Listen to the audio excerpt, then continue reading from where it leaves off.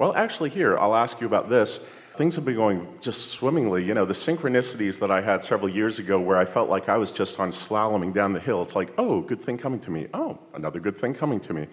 It's been happening for the last, let's say, month or two. Yeah. And then yesterday, my car got towed in downtown LA, and I found it 30 minutes after the tow place had closed, and blah, blah, blah, blah, blah. And so I had to take advantage of what is actually a fairly decent transit system in LA, to my surprise, and came back, and this morning, met some guy at a coffee shop where they gave me a free coffee because I have my car towed, and then a fellow that I was talking to gave me a ride to go get the car.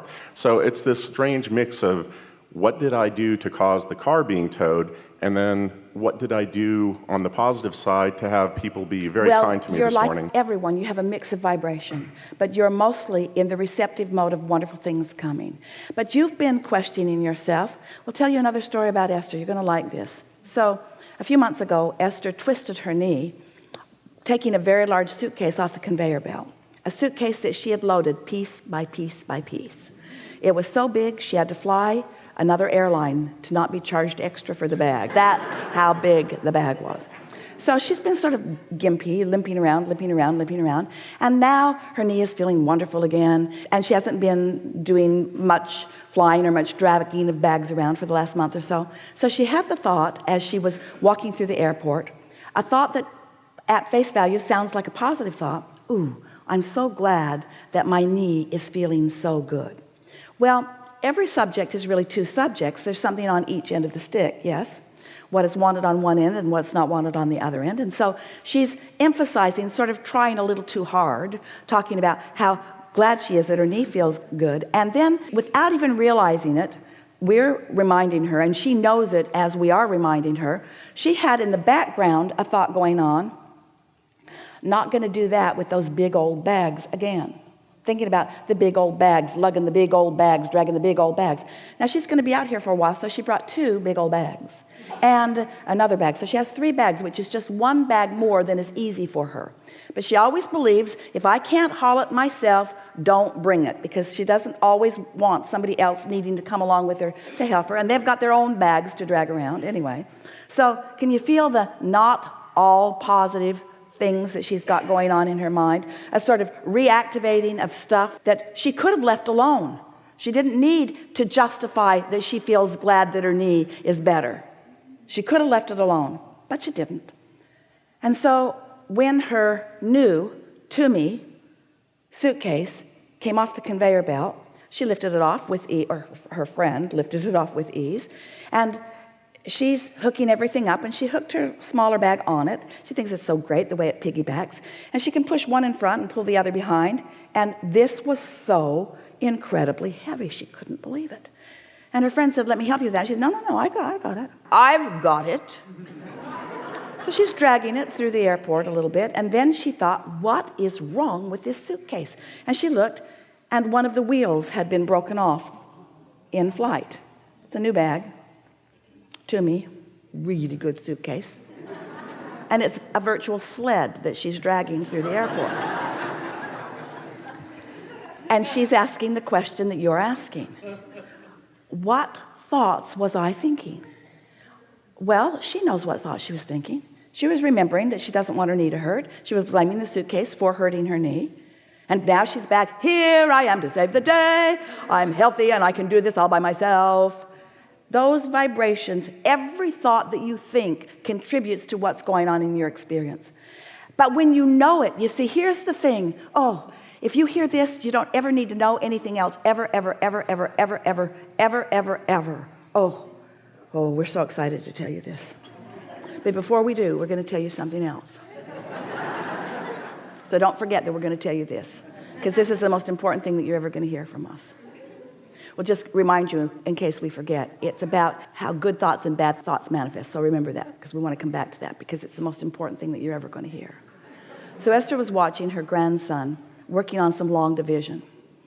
And he really is a good student. He wants to be a good student, and he really applies himself. And he's kind of excited that he's getting to do a little homework, because his big sister's been doing homework, and so now he's got some homework. So that means he's big, and he's sitting and he's getting frustrated because he can't get his problems right.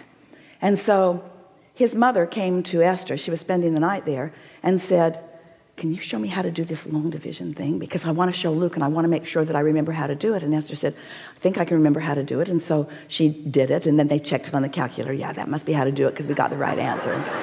And so then Tracy went up to talk to Luke about it. And Esther can hear his frustration and his consternation. And he's trying and he's not getting it right. And then all of them realized he doesn't really know his times tables. Not really. He was sort of guessing at some of them. And so when you're sort of guessing at the timetables, you can't do the long division.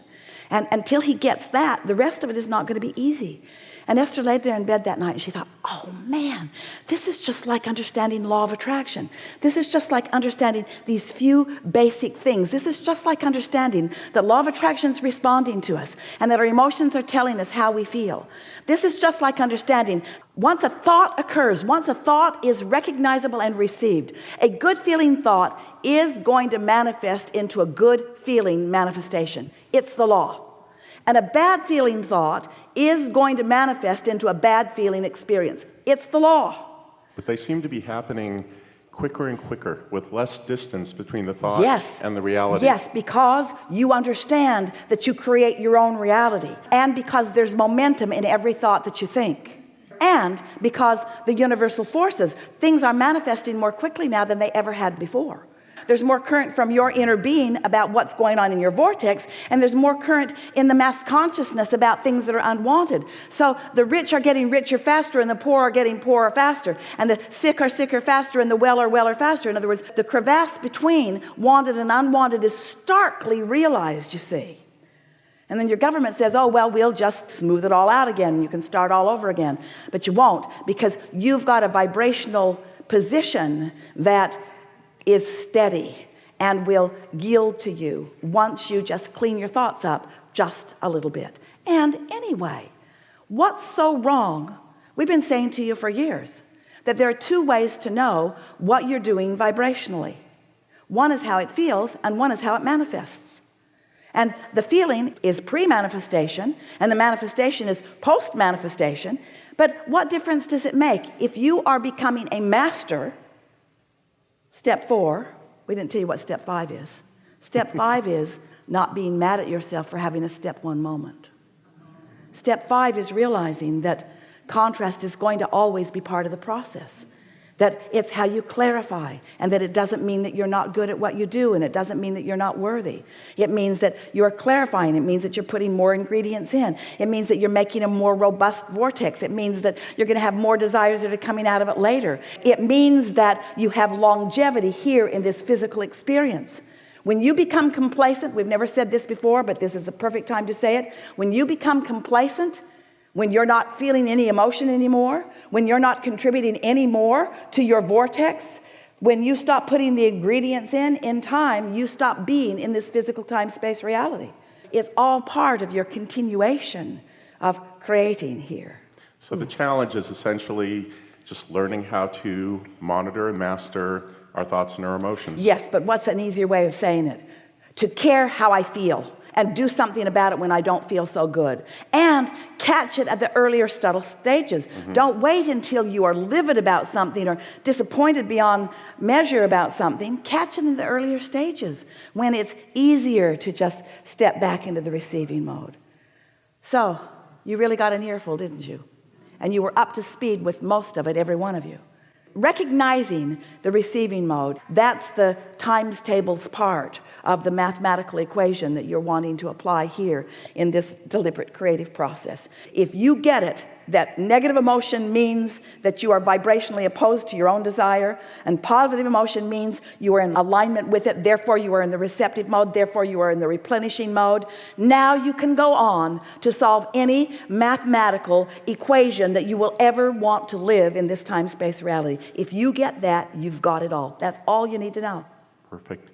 This morning, since it had been a few years, I decided that I wanted to be the first person in the hot seat in 2016, so thank you very much. And there you were.